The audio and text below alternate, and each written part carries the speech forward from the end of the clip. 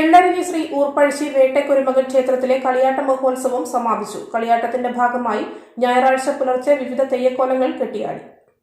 എള്ളരിഞ്ഞി ശ്രീ ഊർപ്പഴശ്ശി വേട്ടക്കുരുമകൻ ക്ഷേത്രത്തിലെ കളിയാട്ട മഹോത്സവത്തിന്റെ സമാപനത്തോടനുബന്ധിച്ച് ഞായറാഴ്ച പുലർച്ചെ ഊർപ്പഴശ്ശി വേട്ടക്കുരുമകൻ ദൈവങ്ങളുടെ പുറപ്പാട് നടന്നു. തുടർന്ന് ഭക്തരുടെ സങ്കടവും പ്രാർത്ഥനയും കേട്ടു. കളിയാട്ടത്തിന്റെ ഭാഗമായി 3 ദിവസവും ജില്ലയുടെ വിവിധ ഭാഗങ്ങളിൽ നിന്നും എത്തിയ ഭക്തർക്ക് അന്നദാനവും ക്ഷേത്രത്തിൽ ഒരുക്കിയിരുന്നു. വെടിക്കെട്ടും നടന്നു.